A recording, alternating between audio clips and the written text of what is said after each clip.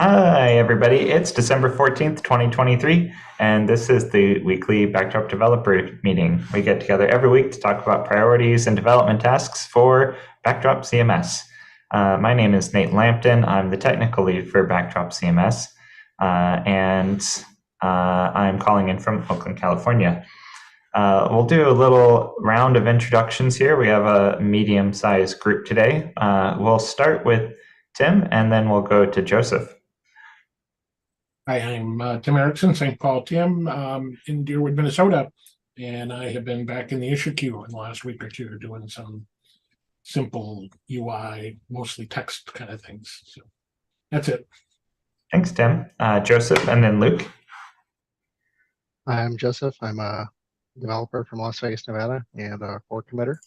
And yeah, I haven't been doing a lot of backdrop stuff lately, but I am currently looking at the icon module from Drupal 7. Thanks, Joseph. Luke, and then Justin. I'm Luke McCormick, sell ear on various things, hailing from San Ramon, California, which is not far from San Francisco and Oakland. I'm the co-maintainer of the backup and migrate module, since, that's a lofty position. I feel like I should, get that in here. And I'm just, chiming in just to see if I can help with something. Great. Justin, if you're available, and then Wilbur. Yeah, Justin Christopherson in Denver, Colorado. Help out with infrastructure as I can. Thanks, Justin. Wilbur, and then finally Jen.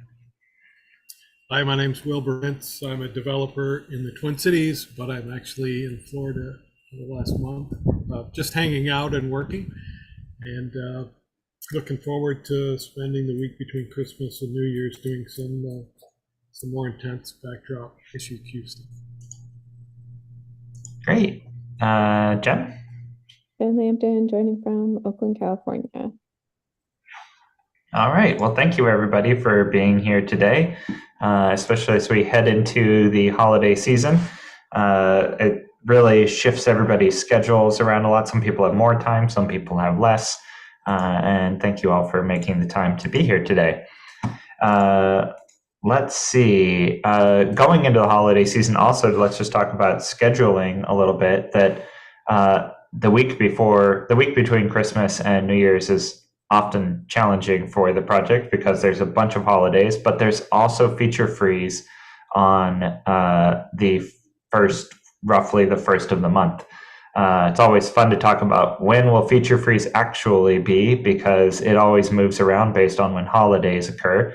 And so New Year's Day is on a Monday this year. That's January 1st, of course. But January 1st is always a holiday, it turns out. And so that gets bumped over, feature freeze gets bumped over to January 2nd. So on that date, we'll lock down the pull requests and code that goes into core, limiting it to just bug fixes from that day forward. And then, of course, the next release of Backdrop will be coming out January 15th, 2023. So that means that we've got roughly 2.5 weeks before that feature freeze occurs, and any kind of things we want to get in, that's the kind of timeline that we're looking at here. So, all right, let's go ahead and get into it. Jenna, it looks like there are some contrib updates here. Do you want to run through those for us? Sure. I just wanted to mention that we have a new contrib application from Greg O'Toole, who has ported image class, web form scheduler, views merge rows, and views field formatter. Holy cow. Requested access to contribute them, which is fantastic. So thank you, Greg. We're going to help you get through that review process and hopefully join the group soon. All right. Fantastic. All right, we'll go right into the kind of agenda for today. We're going to recap what's been happening in the core issue queue, both in bug fix releases, and then we're going to take a look at 127 and issues that we're focused on. In particular, there's a lot of activity that I know of for CK Editor 5. However, if there's other things that people have been tracking, I'd love for them to jump in as well. Let's see. Last week we brought up this minor issue 4672 about the random and random hash tokens missing. That got completed shortly after last week's meeting. So that adds some tokens that had existed in token module in Drupal 7 that were absent in Backdrop, and that just got them merged in, and so now they'll be there for future sites. Let's see. Issue 6284 was completed this week, which adds PHP 8.3 compatibility.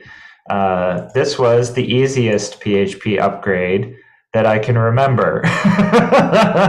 There was only one line changed in all of core to make it so that it was PHP 8.3 compatible, and had to do with setting the headers, just making sure there's no white space in them, which seemed ridiculously easy. Every version of PHP from 7.4 up until 8.2 has been just varying degrees of difficult, from very difficult to extremely difficult. So that's been nice to get a real breezy upgrade there. Both of those fixes are not in a released version yet, though. 126.2 just came out about a week ago, maybe a little bit more than that. And those two issues are kind of useful. We might see a 126.3 a little bit quicker than we normally would. Jen also pointed out that next week is a security release window for Drupal, and we co-release with Drupal when security releases happen. So if a security release were to happen next Wednesday, would also be when those things will roll out. I'm thinking that we probably shouldn't make a release before that date in the event that there is a security release date. But if there isn't a security release that day, maybe we should have a release anyway to get those features out. Wait a minute. Can I make an evil marketing proposal? Okay. Like even though the updating to PHP 8.3 was super easy, that doesn't matter. Like, it's still like a version number. I mean, unless anybody's demanding, can we just hold it for 127 so that I can like make it a bullet point and to like, look at this, we're 8.3 compatible. Yes and no, in that I don't think that we should hold it because there's other stuff that we need to get out in a 126.3 release. So we kind of need to get that release out anyway. Yeah. However, you can still use that as a marketing bullet point in 127 anyway, which we've done before. That the bug fix release also had the feature, but we kind of just roll that all up into the minor version when we write the blog post. So yes. I think that's fair because we don't usually do a lot of marketing around bug fix releases. So I think we should use those marketing opportunities to include everything since the last release, not just like what's only in this release in general. So yeah. And honestly, if we were to go back, I think that's a great idea. And if we were to go back through everything that occurred in the 126 cycle, which was a lot, then that blog post of 127 things would be really great. And then you can just frame it as like, these are all the things that have occurred since the release of 126.0. I like it. Evil marketing genius at work.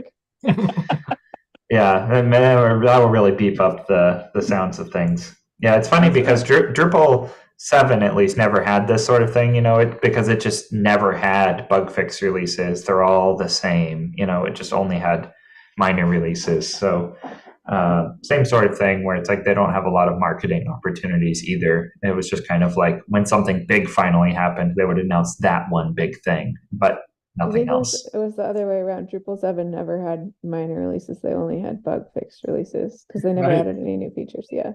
Yeah, I mean, they technically did add a lot of new features, but yeah.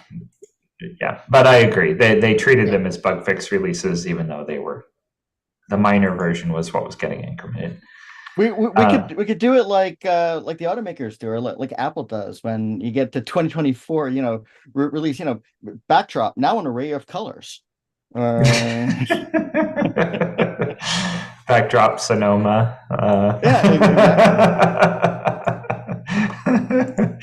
Yeah, yeah, I think that we just okay. This is total non sequitur, but we talked about naming our minor versions after various fictional dragons. And so there would be like Backdrop Smaug release and Backdrop Falcor.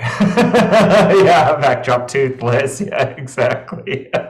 Wait, that's a great idea. Is it too late to do that? Let's do that. It is absolutely not too late. Yeah. We kind of had imagined that you would do it alphabetically, so it would be like Aragon first. Like Android though. Like Android, exactly. With ridiculous names like Android has. Yeah, Kit Kat and Jelly Bean. You'll suffer with Froyo. Yeah, so maybe we shouldn't do that. But I think WordPress does the same thing. They name them after jazz musicians, and I think they do it alphabetically as well. Yeah, just there might be licensing issues with all the dragons, though. I mean, that's a challenging territory, perhaps. Nah, I don't think so. Let's just not use any Disney dragons, just to be on the safe side. There are probably enough stories that are old enough that they're in a public domain. So, yeah, who knows? I mean, there are a lot. New dragons are being named daily, so it's not quite as small a pool as it sounded like 10 years ago when we first proposed it. All right. Let's see other stuff. All right, here, let's see. Let's go into CK Editor 5 and just the general state of that. There's a new version of CK Editor 5 that came out this week, 40.2.0. That has been incorporated into the contrib module promptly. No real substantial changes, it doesn't seem like, for us. The CK Editor 5 contrib module got a 1.0.0 release just earlier today. That includes the upgrade path from CK Editor 4, so it will convert not automatically, but on a per text format basis. You can go visit the text format. It notifies you that the text format can be upgraded from 4 to 5. You click it. It then tells you, how to back up your config and what buttons will be removed, because CK Editor 4 to CK Editor 5 buttons, there's not a one-to-one match. So some buttons will pretty much always be removed in the upgrade. And then you click, upgrade, and then it converts your text format from 4 to 5. In testing, it seems to be pretty good about maintaining all of your formatting. We've been over this, I think, in meetings before, that if it is going to modify your formatting or markup in some way, it will not load the editor. It will show you the HTML and a warning message saying that it will modify the markup if you attach CK Editor 5. And if you click it, it will attach the editor and show you the editor in place. So we're in a really great spot with CK Editor 5, all told. I also published a blog post this week under the news section of backdropcms.org that goes over, what we're expecting here in the near future with CK Editor 5 being in Backdrop 127 and keeping CK Editor 4 in Backdrop for the 1.x release. If you're running an existing site that has CK Editor 4 on it, and you upgrade to 127, nothing will happen automatically. You'll still be running CK Editor 4. The CK Editor 5 module won't be enabled. You have to go and turn on the CK Editor 5 module, which will then prompt you to upgrade your text formats. So but for new sites, it will be turned on by default. I think that all of that is covered in the blog post on backdropcms.org. Tim, I think it would be great if first of all, it only got one round of review. Olaf looked at it, Indigo Zella looked at it. But if there's further changes that need to be elaborated on that, for our editors, feel free to just elaborate as needed. But if there's other things you'd like to see added there, let me know. But it would be great if we could push that out to the news feed, to the dashboard for backdrop installations. The release of the CK Editor 5. Yeah, well, the blog post just kind of goes over like what's going to happen in 127. So it's just like a heads up. Okay, I must have phased off for a minute. So you got a blog post. Yes, there's a blog post. Thank you. I'll give you the link to it. Well, it's the first one on /news. I'll find it. Yep, I got it. Okay, I will push that out to the newsfeed. I also thought maybe. Do you have something to add, Wilbur? Or are you just heading out? I've just questioned, will there be a CK Editor 4 module if people don't want to switch up? Yeah, if people don't want to switch, CK Editor 4 will remain in core for the entirety of the 1.x release. So there won't be a contrib. Yeah, there won't be a contrib module for a long time, probably ever, honestly, because by the time Backdrop 2 comes out and 1.x is dead, then CK Editor 4 will be really, really dead. Okay, I misunderstood. You said 1 dot. I thought you meant the 27.1. Mm-hmm. Oh, okay. To be the next point release, so that would be a really short window. But yeah, no, it'll be a very long window, as is everything in Backdrop. Perfect. That totally makes sense. Thanks. Yep. One other thing is that the CK Editor 4 module would be marked as hidden in its .info file, which means that if you turn off the module, you won't be able to easily turn it back on. You can still turn it on with B or with devel or whatever, but or just by uncommenting the hidden line in the .info file for a minute to then turn it back on. But we want all new sites using CK Editor 5 going forward. All right. Looks like Laren just joined us as well. Welcome, Laren. All right. Let's see. So CK Editor 5 is in a great spot. The core issue, I don't actually have the number for it.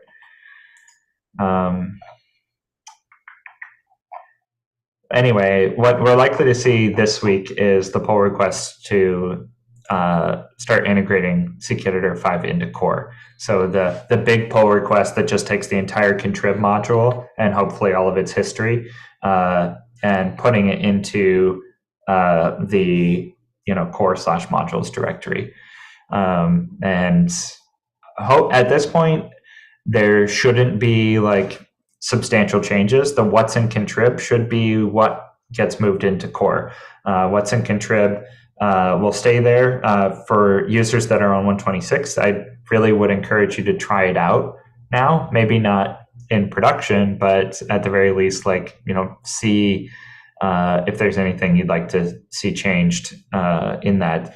But once it's in core, I think it'll actually be even easier for people to test, because then it will be in all of our pull request sandboxes. It will just be there all the time and make previewing it really easy.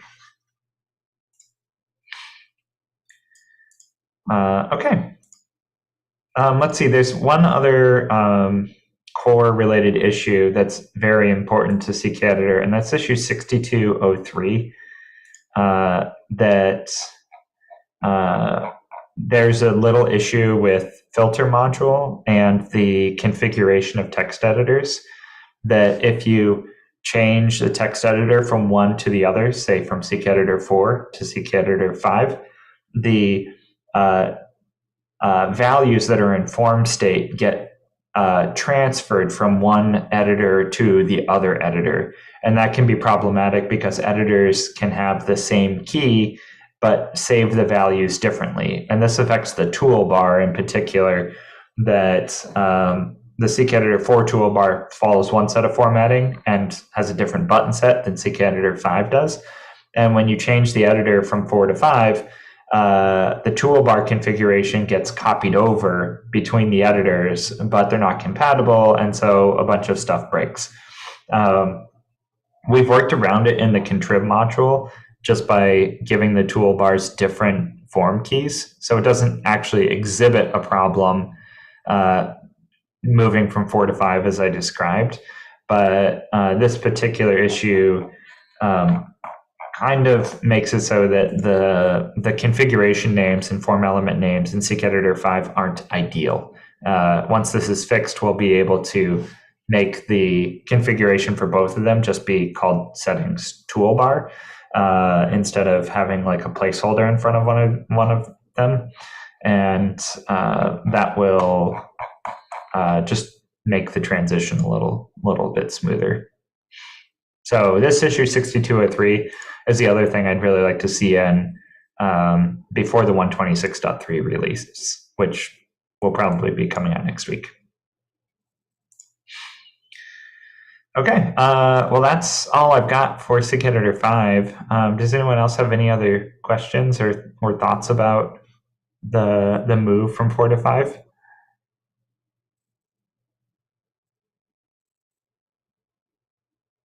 So, Nicozella raised this issue with contrib themes. I want to make sure I understand that. There's an issue in the core queue. She's saying that CKEditor 5 is going to cause problem for contrib themes. Is it my understanding that that's just for like the WYSIWYG part and the admin, or? Yeah, that's correct. Okay. So I think what she's referring to, and this is a discussion that was just happening earlier today, is in CKEditor 4, it used an iframe inside the page for the editor, and we allowed front-end themes to attach CSS files inside of that iframe so that the WYSIWYG would look like the front end of your site. Like if you have Basis, then like block quotes are styled in a particular way in Basis, and they would look the way Basis looked inside of the rich text editor. CKEditor 5 doesn't use an iframe. It's just a div inside of the administrative side of the site. And so what ends up happening is all of the styling from 7, our admin theme, gets applied to inside the rich text editor. And so instead of your block quote looking like a Basis block quote, the front end theme, it looks like a 7 block quote, the admin theme. We added the ability, like CKEditor 4, to have a front end theme attach CSS to also affect the rich text editor. But because the rich text editor is part of the page, you have conflicts where it's like 7 is trying to style block quotes, but then Basis is also trying to style block quotes. And heaven forbid, like Basis needs to be more specific with its selectors, because it can't just say all block quotes, because then it would affect all block quotes even outside of the editor. So you have to wrap everything that you want to affect the editor with a special class, the CK-content class, to say block quotes inside of the CK content class look like this. And so it used to be in CKEditor 4, you could kind of conveniently use the same CSS files for both the front end and for the editor, and you won't be able to do that in the contrib land with CKEditor 5, because you need to add those additional selectors. Plus, you probably need to add additional like resets to make it so that 7 styling isn't bleeding into the rich text editor if you want to try to make it look identical. Does that mean that we should put the opposite selector, so it's like everything except for this area on something like 7? Or well, maybe because it's kind of an interesting topic because it actually has some residual benefit in that a lot of themes don't provide CKEditor specific styling, and 7 styling is better than no styling at all, because a But then it block, looks, but then it's not a WYSIWYG editor anymore. It's like correct. not, yeah. Where I Yep. feel like if you added no styling, it would at least indicate to people like, hey, this isn't going to look like what your site's going to look like. Whereas if you give them something, they might be like, why doesn't my site look like my admin theme in the editor? It looks like that. I don't know. Maybe that's not a distinction that makes sense to other people. Yeah. Maybe we can create a boilerplate reset that takes care of all of 7's basic That'd be stuff good. and lets people work from that instead of having to recreate that every time. That's a good idea. Yeah. And then That- we could even check to see if 7 was the active admin theme and only include the reset if it was. And then that way we wouldn't be resetting things if Well, I they think changed their admin theme. We'd probably need to provide some sort of documentation on how to do that, because we have other admin themes like we have Gen now, and there's people could make more in the future. Yeah. Yep. There is also a hook that existed in 4 as well, but will probably be more relevant in 5. There's a hook CK Editor 5 CSS alter. And so if you want to, as an admin theme, like do something, the active theme, the admin theme, will get that hook called, as will all modules. And so if you want to do like add a reset in there that just like resets everything, then you can do that when a CK Editor instance is present. Or you could just, like 7 could just go ahead and say like, hey, here's another CSS file that's just the reset for CK Editor. And it could load it just on every page. I mean, that's the way most themed CSS files work in the first place already, that it just bulk loads all of them everywhere. So yeah, there's options available, but yeah, this is just an architectural difference between 4 and 5 it's just a part of the page now, and there's no option to make it an iframe at all. So it's not even a choice. Yeah. The Drupal went through the same thing, where when you had editor specific style sheets in Drupal 9, they did not work in Drupal 10 unless you rewrote them to target a specific part of the page. So Yep. I think people who've done it in Drupal will be familiar with it in Backdrop. Yep. Yeah, it would probably be a powerful factor if they want to try to achieve full WYSIWYG-like functionality. There'd be a compelling reason to use Sass on your sites if you're not already, because then you can write all of your CSS in Sass and then just do a single import in your CK Editor file that just wraps everything inside of that selector. And then you don't have to duplicate all of your code. You just do an include into this one separate file that just wraps everything. I wonder if it would be possible to do something like that automatically for, like, if you had, I think we even assumed like the default name for it was like editor.css. So if your theme has an editor.css file, I don't even know if this is possible, I'm just going to say it out loud, think around it. We could load that file, add a selector around everything, and then spit it out again. And we've like auto-generated the editor CSS that's compatible with CK Editor 5. So Maybe. I'll write it down somewhere else. If anyone else knows how to do it. But anyway. I mean, yeah, I mean, it could be done, but it's like, we were talking about icons before we started the recording today, and it's just like, you could make APIs to do all of this stuff, or you could just write the CSS, right? And that's like this situation all over again. But I feel where, like this is the same thing where like we're putting this problem into the hands of people who aren't going to be able to convert their normal CSS files into Sass files and figure out how to have them compiled into 2 places. And it would be nice if Core could do that for them.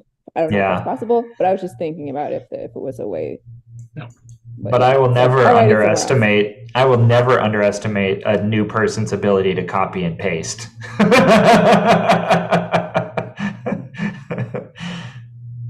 The other thing we have going for us is that we native CSS now does nested classes, so you don't need Sass anymore to do nested classes, which could help somebody with this kind of a problem. So I didn't know that. You can put selectors inside of each other now? Yes. Wow. Oh, that's This- huge. I know it. The end of SAS. Wow. And variables, right? Thank Variables are a goodness. little ugly, but they're there. Yeah, variables are great. CSS Yeah. variables. Yeah, I love it. Yeah, less abstraction is a great thing. So anyway, we're looking at 127, probably including CKeditor 5, like the dev version, the 1.x branch, as soon as this week is what we're shooting for. Like I've said before, it seems a little bit sudden, but we are out of time. Like it's now or never. Not now or never. It's now or next release. It's more accurate. But with CKeditor 4 officially end of life as of last month, we really gotta get cracking on getting off of that version before some security vulnerability is discovered, and then it becomes a big issue. All right, let's see, we've got 10 minutes left to talk about other 127 issues. My focus has really been on CKEditor, so I haven't been tracking other 127 issues, but I think that there's not a lot of other large headliner items happening here. Looking at the milestone, there's only 4 issues total. One of them is CKEditor. And so I don't think the other ones are real biggies. Jen, since you're here, issue 4029, the user account compare visibility rule. I haven't taken a look at that in a couple of weeks, and it's totally my fault that I broke your pull request. I pushed a commit to it that broke it. Okay. I can go look at it. And I thought that I was removing stuff that was no longer relevant, that was pulled over from my version of the solving that issue. Yeah, but it turned out it was actually important in certain situations, and so I think actually for the most part, just reverting my last commit would really move that. Would move that forward. Okay, I could also just force push my other previous pull request, unless there's other stuff in there that we want. I'll look at it. I'll see what happened. Yeah, I think there might be other stuff in there that is also there. But I've said a couple of times that approach looks great. It doesn't have any of the translation problems. It's more clear than the previous approaches. So I closed my pull request several weeks ago, and I think this is definitely a low conflict way of proceeding. Okay. Can I go ahead? I mentioned before, I looked at the survey list of desirable features, and the 2 big ones, the icon font too big to talk about today. The field group one, I just want a quick clarification. So I was totally confused. I think some of that's been clarified. It sounds like, if I understand correctly, rather than moving the module in wholesale, we want to break it up. So we're moving parts of it into core and parts of it not. Yeah. But so that part I think I understand. So, but does that mean what are the next steps?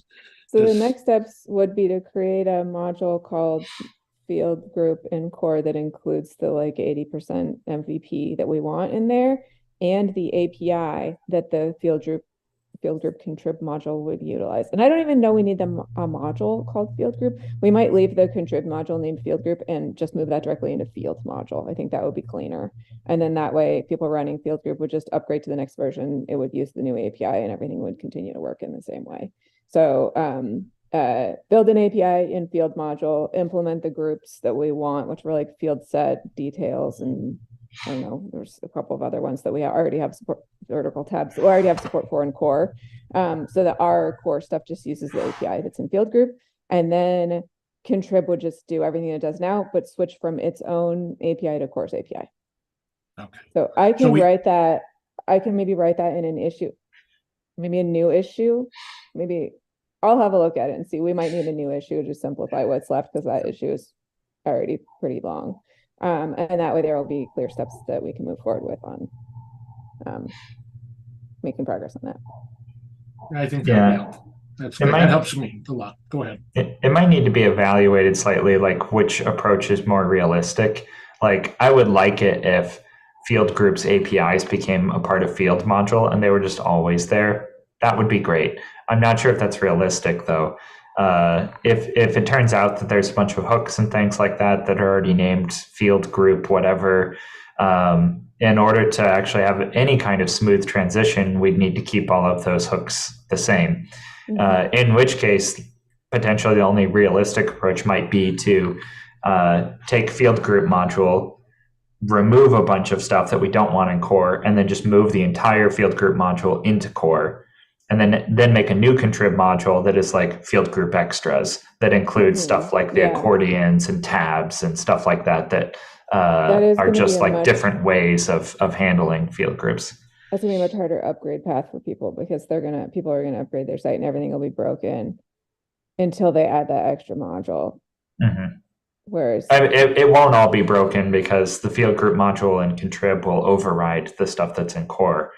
but there won't be that stuff. But in if core. we Like if they rename it- have, yeah, if they have horizontal tabs and there's no horizontal tabs in core, that stuff's just gonna be broken. Well, I'm saying if there's the same modules in two places, the contrib module wins. So Oh, I the- see. Yeah. So when they upgrade, they'll continue using the contrib module. However, they'll get an alert on their status report saying that they've got two modules installed, and that kind of tells them, hey, you should probably get rid of one of them. And then, Yeah, but then if they'll need to take the step of like, yeah, it won't be trivial because they'll need to Yeah. delete the old field group module, install field group extras, and then turn it on. Yep. Yeah. Okay. So we should evaluate which one's less work. Both in terms of what we have to do to get it done and in terms of what we have to tell people to do to get their sites running. Yeah. Yeah. Okay. Yeah, I was thinking that if we have functions in core that are named field group something, I'm just talking through this, and somebody upgrades core without upgrading their contrib module, and we also have functions in contrib that have the same names, everything will explode, right? So we would at very least need to rename them if they were moving them into core outside of that module. Yeah, okay. That seems maybe not ideal. Yeah. One other issue that is in this category of probably too big for the next release, but would be great to get thinking about anyway, is the making config storage swappable. There's been some discussion on that this week. Laren actually has been in there. It's issue 2277. This one actually has been bumped into like works for me a couple of times. So it's not incredibly far off, I don't think. I think that there's one minor thing that Herb indicated, and then other than that, if we need to get test coverage, that's the big part where I ran stuck, and I've sort of been casting about, looking for ideas, and anybody who's interested. So if anybody is listening to this after the fact and wants to take that on, I'm not sure I'm going to be able to figure that out before feature freeze, but that would be a cool one to get in for sure. Yeah, that would be very nice. Like, it's just an ongoing thing that I think would be good in a lot of specialized environments, like Pantheon in particular, to make it. And it also, like, for people coming from Drupal 8 and higher, it would line up the way that Drupal works with. They could set up Backdrop the same way that they're now used to working with in Drupal, where they just back up the database and there's not this separate config directory to worry about with their active config. So that issue is realistic, but ambitious for the 127 release. Joseph, it might sort of be your kind of wheelhouse. It's kind of a complex problem that just needs some technical brains to figure it out. Okay, I could take a look and see. Okay. That would be great as well. All right. We are now out of time for today's meeting. Does anybody have any closing thoughts or anything else they'd like to throw out there for us to look at this coming week? Just a thank you to you for all your work on CK Editor 5. I know it's been a lot. Yeah, and I'll pass on the gratitude there to Indigo Zella, who has done a tremendous amount of work, despite both of our mutual frustrations with all of the various issues that we've run into with Seek Editor 5, and Indigo Zella even getting so frustrated she went off and made a tiny MCE module just to demonstrate the difference in how hard things are between 5 and 6 or 4 and 5.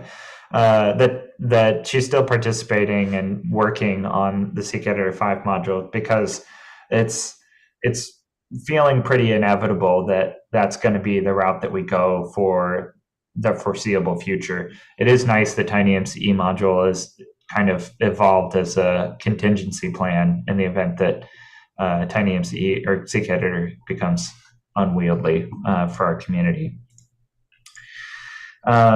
Let's see, there's one last thing. The week between Christmas and New Year's, I know for certain that I'll be largely unavailable. I'm going to be visiting family. And so our other core committers, Laren and Joseph, you guys are here. If you guys have availability, maybe we can discuss this in Zulip, like to see who's going to be around. Because if people like Wilbur are, they've got this availability and they're going to be working that week, having a committer around during that time would be excellent to smooth the process. I will not be. I'll be in the same boat as you. Okay, no problem. Yeah. On the plus side, the Thursdays this year are not on any kind of, challenging dates. They're all midweek away from Christmas and New Year's and stuff. So. The Thursday meetings. Yep. Okay. Yeah, we'll probably still be having the meeting on the 28th, but we'll see.